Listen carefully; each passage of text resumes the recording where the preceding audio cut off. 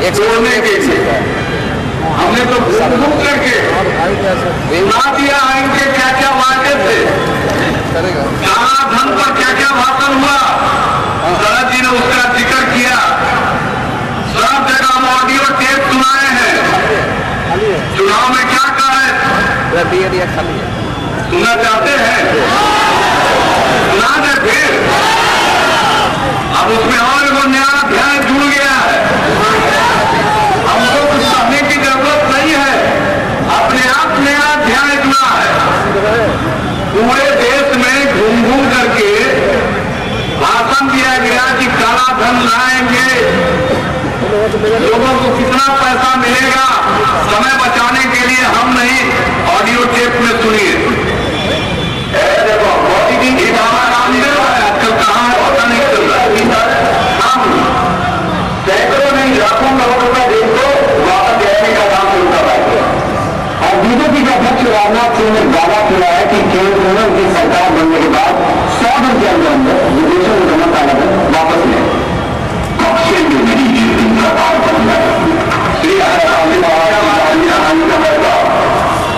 लाखों करोड़ दुनिया के दूसरे देशों की बैंकों में जुड़ा था, उसे लाने के लिए 100 दिन के अंदर ही सरकार बनने के बाद उनका बन रहा तो पैसा हिंदुस्तान की बैंकों में 100 दिन में आ जाएगा हिंदुस्तान में वापस। कि हमारी चोरी क्या महिला आना चाहिए कि नहीं आना चाहिए, ये मालूम आना चाहिए, आवाज पहुंचाने में दिक्कत नहीं होना चाहिए, ये रुपया वापस लेना चाहिए, इन रुपयों पर जनता का अधिकार है नहीं है, ये रुपया जनता का अधिकार चाहिए। अरे एक बात टमाटर वाले मोदी का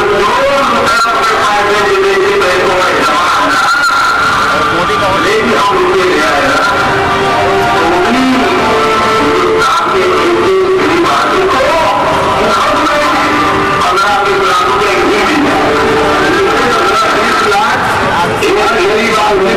आएगा योगी मिल जाए और ये जो पैसे वापस आएंगे उसमें तो काम करके 10% अमाउंट जो लोग ईमानदारी से देश को टैक्स देंगे और विशेष करके जो सैलरी वाले लोग हैं उनको देखा है सारा नहीं है, सैलरी वाले लोग यूं कर जाता है, उनको जितने रुपये उसमें से 5% में वापस मिले।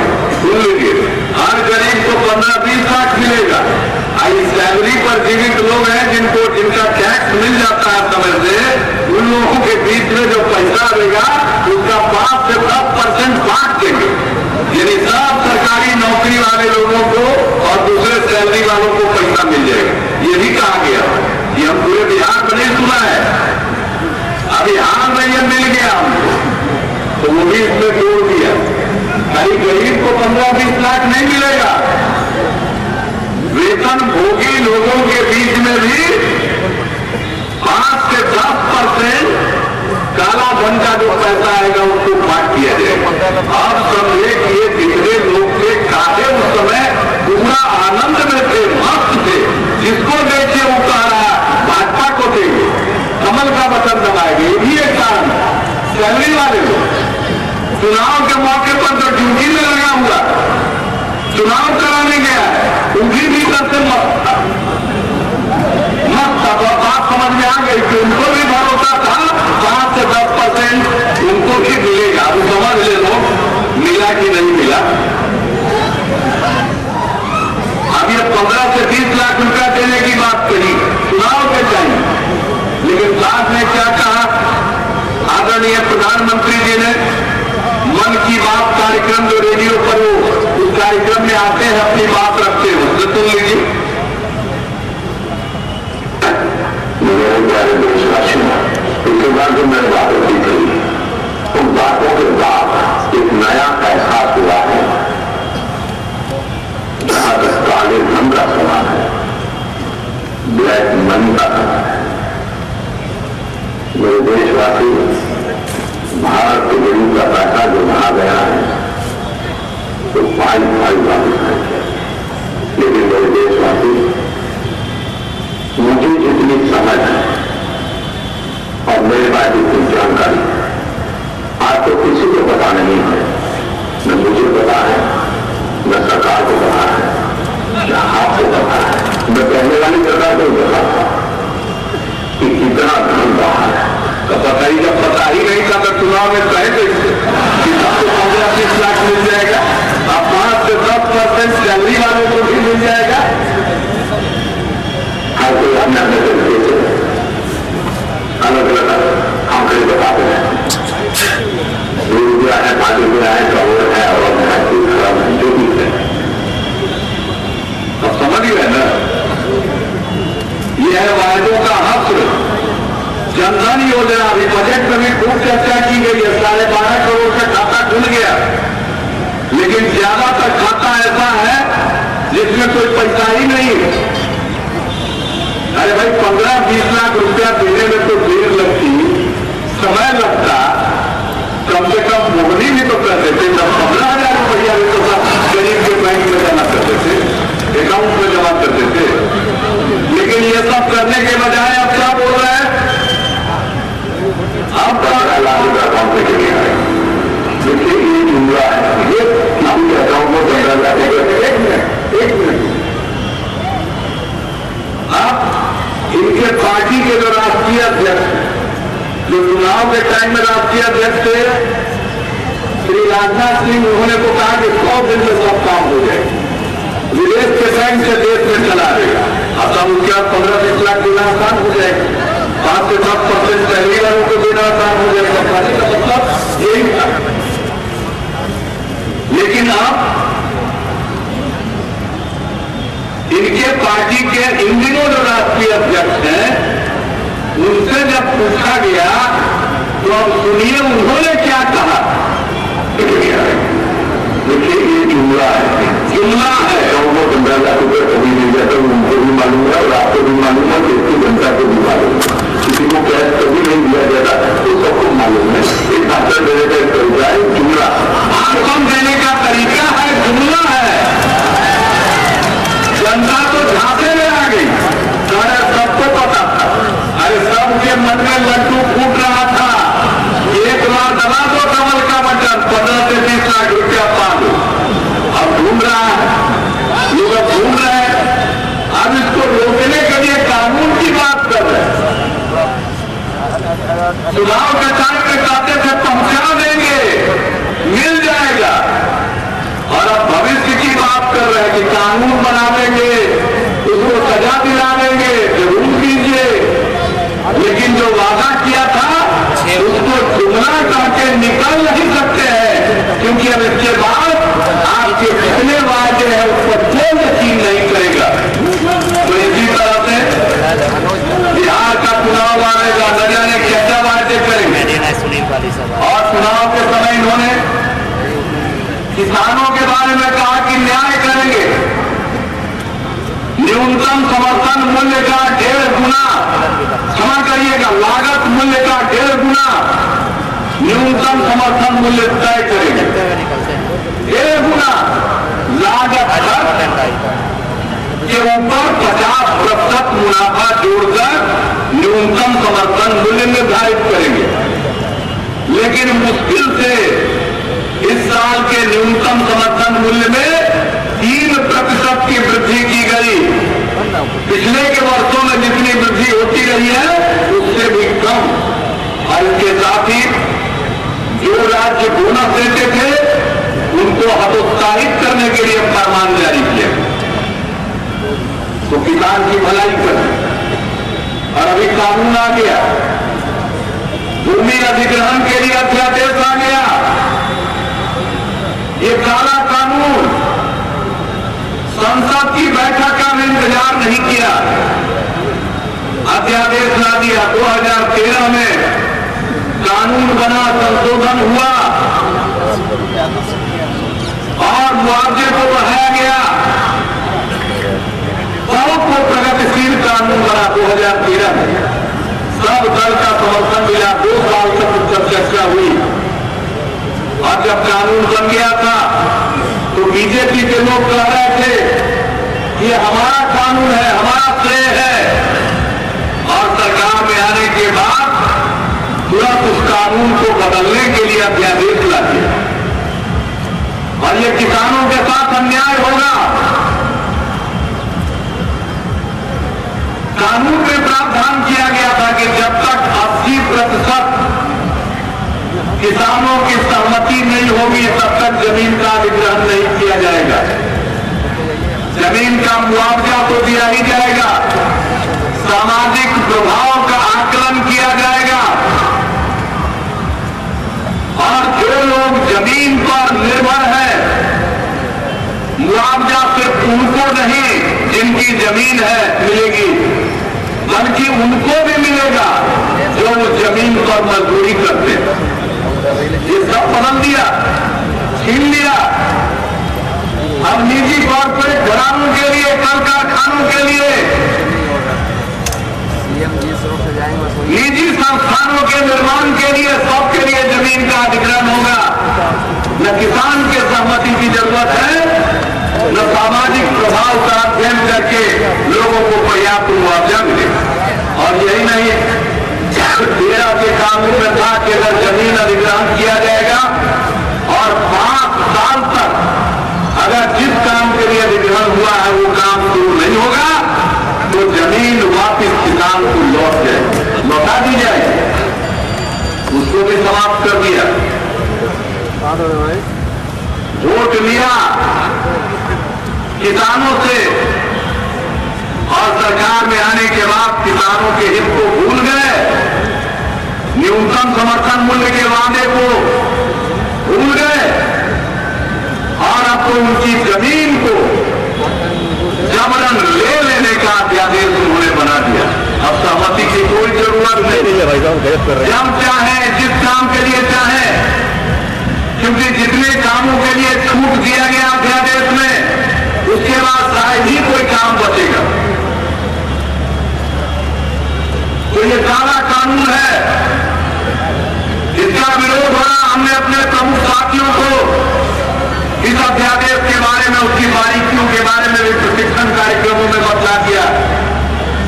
हमारे किसान प्रकोष्ठ के जो लोग हैं और पार्टी के साथी भी, उनसे मैं अपील करूंगा कि ये जो अध्यादेश है इसके खिलाफ अनवरत अभियान चला लें और हमारी अपील होगी कि एक दिन का पूरे बिहार में इस अध्यादेश के खिलाफ एक दिन का उपवास पूरे बिहार में रखा जाए।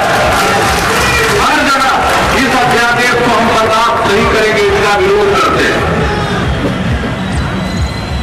और इसमें हम नाम उसके साथ साथ करेंगे क्या हुआ तेरे वायदों का न्यूनतम समर्थन मूल्य के बारे में लागत मूल्य से 1.5 गुना और जो ग्रामीण अर्थव्यवस्था ध्वस्त हो रही है इसके मद्देनजर मैं किसान प्रकोष्ठ से अपील करूंगा कि सबसे पहले इसके लिए लगातार जनसंपर्क का अभियान चलाइए, जन जागरण का अभियान चलाइए और एक दिन पूरे बिहार में एक दिन का सांकेतिक उपवास का कार्यक्रम रखिए। और जो ये कानून आ रहा है, कानून हटा दिया गया अध्यादेश के जरिए, इस अध्यादेश को सरकार वापस ले, इस मांग के साथ इस काम को कीजिए। अब इनका बेरोजगारों को उसी तरह से खड़ा गया, रोजगार के नए अवसर पैदा नहीं हो रहे हैं, बल्कि जो नियुक्तियां होनी थी उस पर भी रोक लगा दिया गया और राजनीतिक बातों पर तो इन्होंने जो कुछ भी किया और कहा और किया उसको तो हम थोड़ी चर्चा बाद में कर देंगे आगे से। लेकिन अभी एक बजट आया है अभी और बजट के पहले 14वें वित्त आयोग की सिफारिशें आई है जिसको सरकार ने मंजूर किया। हमने इस सवाल को उठा दिया है, बिहार को तुलनात्मक दृष्टिकोण से घाटा हो रहा है। जो राज्यों को पैसा मिलता था वित्त आयोग के सिफारिश के,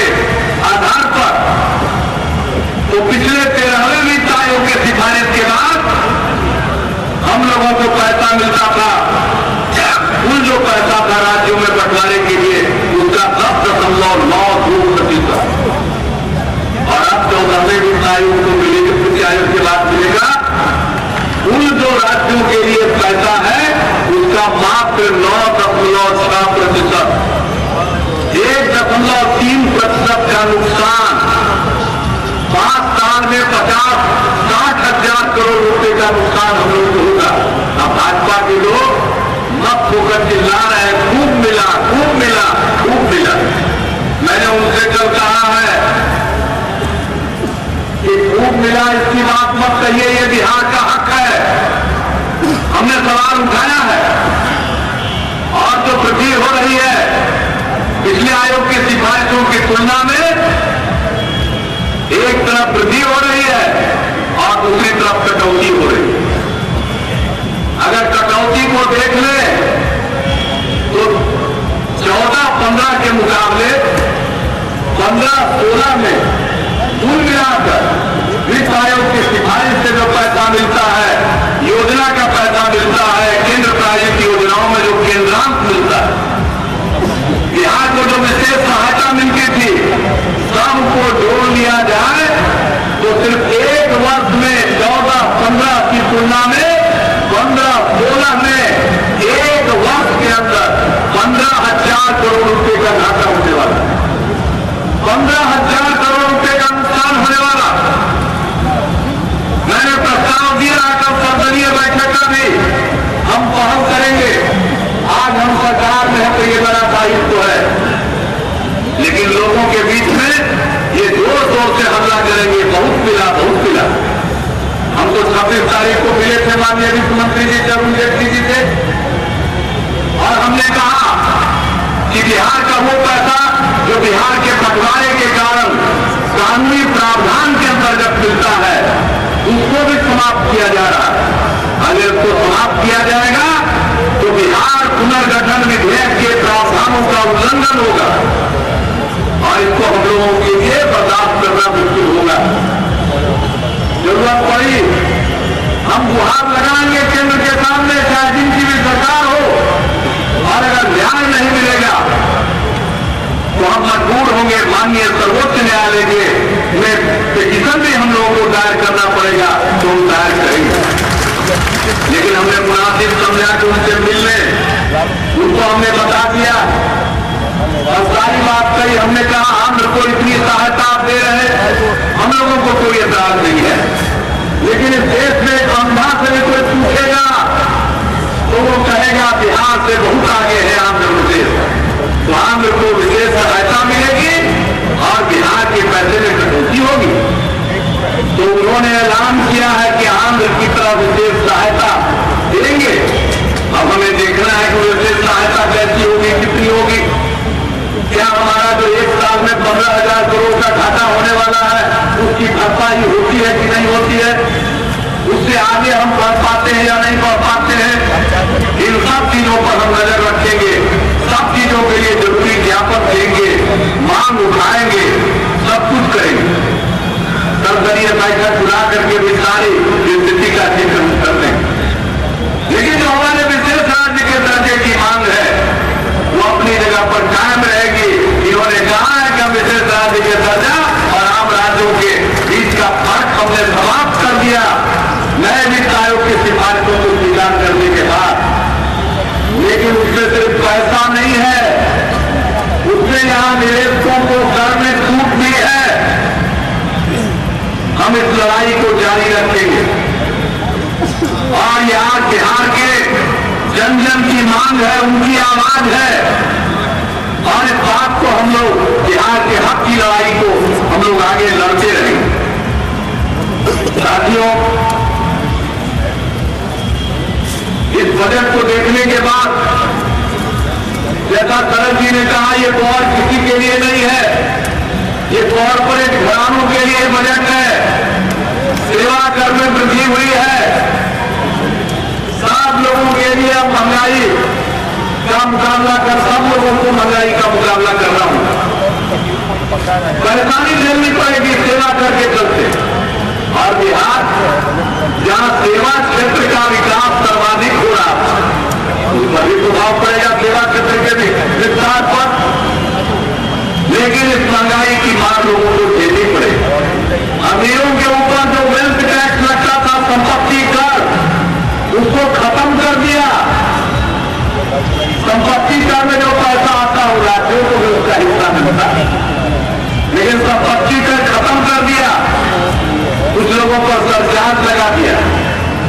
छूट देगी।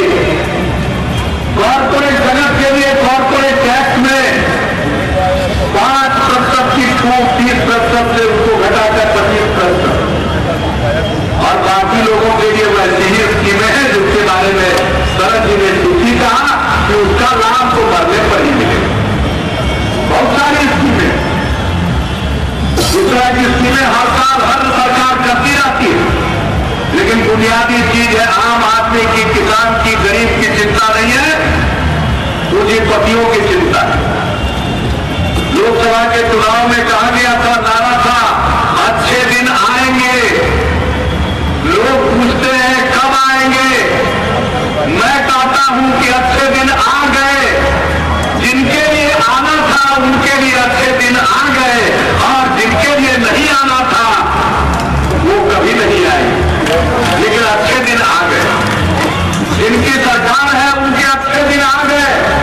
मैं ज्यादा आंकड़ा देकर आपको बोझिल नहीं करना चाहता हूं, लेकिन एक बात जान लीजिए, मात्र 9 महीने में भारत के अरबपतियों और खरबपतियों की संपत्ति में 9 महीने, मात्र 9 महीने में भारत के चंद सबसे बड़े 10-12 जो खरबपति हैं उनकी संपत्ति में इजाफा हुआ है, 82,460 करोड़ रुपए। वो अच्छे दिन तो आ गए। एक खास उद्योगपति जिनका नाम बहुत चलता है, सब लोग जिनका नाम लेते हैं, हमको नाम नहीं लेते, गरीब मानते हैं लोग, है या नहीं हमको क्या पता है, लेकिन है एक खरबपति। उनकी संपत्ति में वृद्धि हो गई 16,740 करोड़। बिहार जैसे राज्य का नाम थोड़ा सोचिएगा, इससे भी आगे और भी कोई होगा। अरे आप लोगों से ज्यादा होशियार हम, आप लोगों को होशियारी के आगे बहुत कुछ छूट जाना पड़ा। जिस काम को जरूर दिया उसको स्वीकार करना पड़ा था, आप समझिएगा नहीं। तो अच्छे दिन जिनके आने थे उनके आ गए। 82,460 करोड़ रुपए का इजाफा उनको हो गया। 10-12 लोगों को, उसमें से एक को तो 16,740 करोड़। और जो हम ये आंकड़ा दे रहे हैं, ये बहुत ही प्रामाणिक आंकड़े होते हैं, नेट पर उपलब्ध हैं, प्रामाणिक संस्थाओं द्वारा जारी किए जाते हैं, नियमित तौर पर जारी किए जाते हैं। जिस दिन जाइएगा नेट में जाइए और क्लिक करके ये आपको निकल जाए, और किसका कितना बढ़ा ये भी देख लीजिए। तो अच्छे दिन तो आ गए, जिनके आने थे उनके आ गए, जिनके नहीं आने थे वो देख जाइए, आपके आने नहीं है। आज चुनाव में जो कहते हैं उसको तो कही दिया कि जुमला। जम्मू कश्मीर में आज सरकार बनी है, मैं मुफ्ती मोहम्मद शहीद साहब को अपनी शुभकामनाएं देता हूं। जनता दल में वो भी थे, आदरणीय स्वर्गीय वीपी सिंह जी जब देश के प्रधानमंत्री थे, उस सरकार में शरद जी को भी, हमको भी काम करने का मौका मिला था। उसी सरकार के गृह मंत्री थे मुफ्ती मोहम्मद शहीद साहब। आज उनकी सरकार बनी है, मैं अपनी शुभकामनाएं देता हूं। हम लोगों का पुराना संबंध था इस नाते भी। और जरा बताइए, मुफ्ती साहब की सरकार बन गई, 50 दिन तक जद्दोजहद चलता रहा, लेकिन चुनाव में क्या कहा गया? चुनाव में वहां जम्मू कश्मीर में भाजपा के सर्वोच्च नेता के द्वारा क्या कहा गया था? कश्मीर के लोगों से पूछा गया था कि कब तक बाप बेटे के चक्कर में रहिएगा, बाप बेटी के चक्कर में रहिएगा, इससे उभरिए, इससे निकलिए। उसका वाला है, उसका वाला है वहां, जरा सुन लीजिए, आप लोगों को भी सुन लीजिए।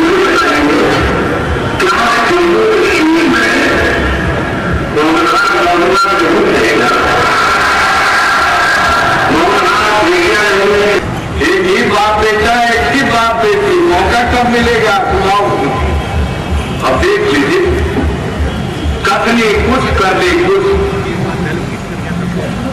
मैं तो नहीं जानता हूं, मैं उस विभाग में पढ़ना नहीं चाहता हूं, लेकिन हमारे मित्र है केसी त्यागी जी, पार्टी के सेक्रेटरी जनरल है, वो अभी दिल्ली में मिल गया तो कह रहे थे कि सरकार तो बनने जा रही है, लेकिन श्यामा प्रसाद मुखर्जी जी जो जनसंघ के संस्थापक हैं, इस एलायंस के बाद उनकी दूसरी बार मृत्यु हो। अब भारतीय जनता पार्टी के लोग जाने क्या कर रहे हैं, चुनाव में क्या कहा था, बाप बेटी के सिंड्रोम से बाहर निकल जाइए, और आज क्या कर रहे हैं? तो चुनाव में कहना कुछ है, करना कुछ है। बिहार में भी इसी तरह से तरह तरह की बातें की जाएगी, हाथे में नहीं आना। लोग बहुत तरह की बात करेंगे, इसलिए हमने जिक्र कर दिया, कहेंगे बिहार को बहुत दे दिया, बहुत दे दिया, बहुत दे दिया। हाँ, बहुत दे दिया, इतना दे दिया, इतना दे दिया कि जितना था उसमें 15,000 करोड़ की कमी आई, इतना दे दिया।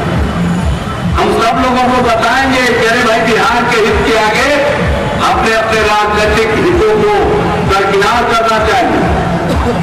बिहार में विधानसभा का चुनाव का अभियान शुरू होगा सितंबर में, उस समय अपनी अपनी बात उछल कर रखिए। अभी तो कम से कम बिहार का जो हित है उसके लिए एक आवाज उठाइए, और मैं आप सब लोगों से यही अपील करूंगा कि सारी बातों को लेकर लोगों के बीच में जाइए, लोगों को बतलाइए, और जो तरह तरह के लुभावने वायदे इन लोगों ने किए, विशेष राज्य का दर्जा देंगे, विशेष सहायता देंगे, विशेष ध्यान देंगे, वो सब नदारत हो गया। और अब ये जो बिहार को विशेष सहायता मिल रही थी, जो कानून के मुताबिक लड़कर हमने हासिल किया था, 5 साल में 12,000 करोड़ रुपया बिहार में, पहला ही साल बीत रहा है उसका। साथियों, उसी पैसे से बिजली के सुधार के कार्यक्रम हम लोग चला रहे हैं, इसलिए वो पैसा रुकने नहीं देना है, वो हमारा हक है, मिला हुआ पैसा है, कोई छीन न पाए, इसके लिए हम सब लोगों को तत्पर रहना होगा। ये तरह तरह का प्रचार करेंगे। हमने कहा था 15 अगस्त 2012 को बिजली की स्थिति को सुधारेंगे, अब सुधार नहीं ला पाएंगे तो 2015 में वोट मांगने नहीं जाएंगे। अब आपसे हम पूछना चाहते हैं, बिजली की स्थिति में सुधार आया है या नहीं आया है? आया है, अभी और आएगा, अभी और आएगा। लेकिन ये मेरे मुंह से न जाने क्या क्या बात गलवा करके प्रचार करेंगे। इससे 15 अगस्त 2012 को हमने क्या कहा था, वो भी हम आपको सुना देना चाहते हैं। आज जब अंड बंड प्रचार करें तो कहिए कि ऑडियो सुना, सुनाइए के पर हम कुछ बोले हैं इसके अलावे।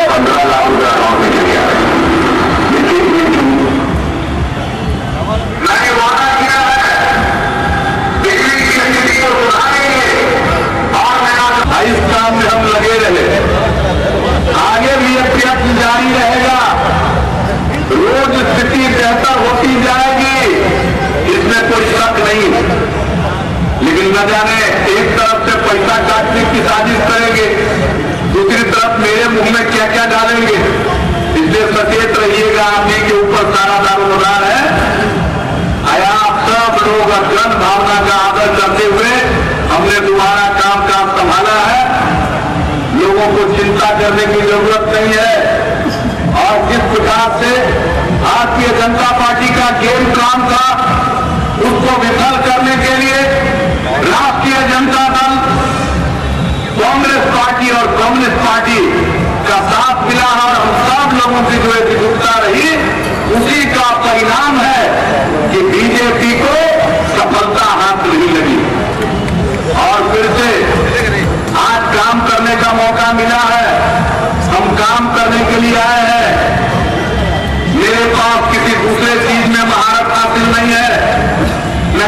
में विश्वास रखता हूं, मैं सबका ध्यान रखता हूं, समाज में एकजुटता कायम करने की कोशिश करता हूं, प्रेम और भाईचारे का वातावरण कायम रहे, सद्भाव का, मोहब्बत का वातावरण कायम रहे, इसके लिए मैं काम करता हूं। न्याय के साथ विकास के रास्ते पर संकल्प के साथ मैं चलता हूं। चाहे ऊंची जात के लोग हों, पिछड़े वर्ग के लोग हों, अति पिछड़े वर्ग के लोग हों, दलित समाज के हों, महादलित समाज के हों, आदिवासी हों, स्त्री हो या पुरुष हो, हिंदू हो, मुसलमान हो, किसी भी धर्म मजहब को मानने वाले लोग हों, सबकी भलाई के लिए मैं काम करता हूं। समान दृष्टिकोण से, और जो हाशिए पर लोग हैं उनको मुख्य धारा में लाने के लिए उनके लिए विशेष प्रयास और पहल करता हूं। यही हमारा रास्ता है। कानून का राज, न्याय के साथ विकास, समाज में सद्भाव, प्रेम, भाईचारा, मोहब्बत, और मैं इसी संकल्प को दोहराता हूं कि हम सब एकजुट रहें। तरह तरह की अफवाहें फैलाई जाएगी, लोगों के बीच में तनाव पैदा करने की बराबर कोशिश होगी। मैं हाथ जोड़कर प्रार्थना करता हूं आप सब लोगों से, अपने साथियों से, कि हर सूरत हाल में समाज में प्रेम का, भाईचारे का, मोहब्बत का, सद्भाव का वातावरण कायम रखना चाहिए।